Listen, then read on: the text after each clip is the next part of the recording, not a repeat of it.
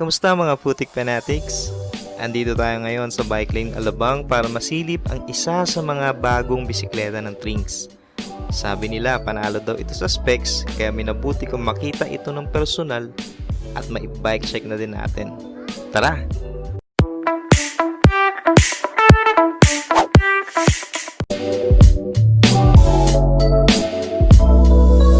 Ang frame ay gawa sa 6061 series of aluminum alloy, size 16 inches ang sukat ng frame, tapered head tube, threaded ang bottom bracket shell na may sukat na 68mm. Post mount ang kabitan ng preno at may hub spacing ito na 135mm. Ayos sa linis ang cable system na to dahil internal cabling na both shifters and brakes. Itong frame ay 27.5. May parte na smooth weld lalo na dun sa head tube at seat tube, maliban lang dun sa may bottom bracket area at drop out. Matte finish ang kulay nito. Ang fork nito ay gawa ni Trinx. Tapered, nasa likod ang design ng arc, air na at remote lockout. Sinukat ko ito at 130mm ang travel pero nakalagay sa likod ng fork is 100mm lang. Siyempre dun tayo sa actual na sukat, mas precise. Sinilip ko din ang ilalim kung may rebound pero wala. Black anodized ang stanchion nito na may sukat na 34mm at gawa sa aluminum ang lower leg. 9mm QR pa din ito na may hub spacing na 100mm. Post mount ang kabitan ng preno. Rim is from Trinx also. Curve ang design, walang eyelet at may sukat na 27mm outside width.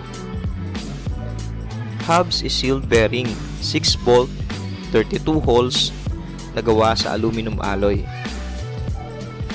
Ang gulong nito ay maxi space na may sukat na 27.5 by 2.1. Ang nakakabit na rotor dito ay 160mm harap at likod.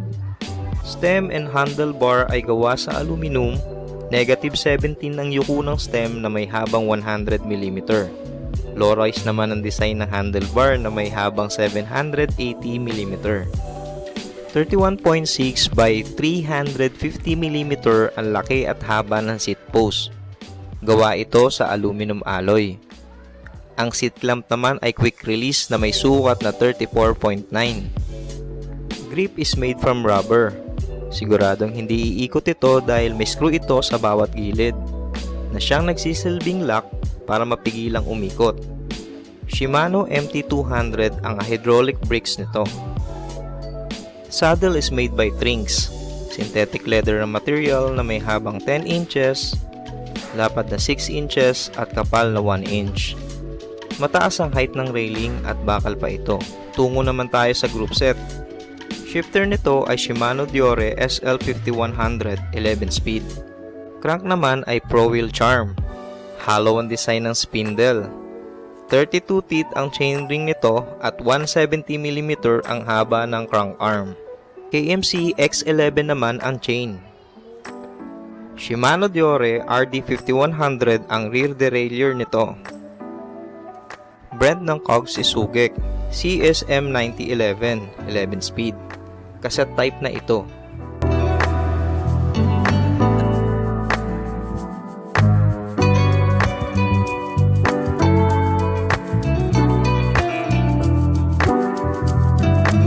Mga kapadyak, kung gusto nyong i-avail yung ating bagong Trinx X8 Elite 2021 model, punta kayo dito sa Bike Lane Bike Shop sa presyong 29,990 for cash price, and pwede nyo rin siyang i-avail through installment sa home credit, Cashalo, and syempre BDO credit card. Pasyal na kayo, pwede kayong tumawag na naka-input naman doon sa ating post yung mga contact numbers natin.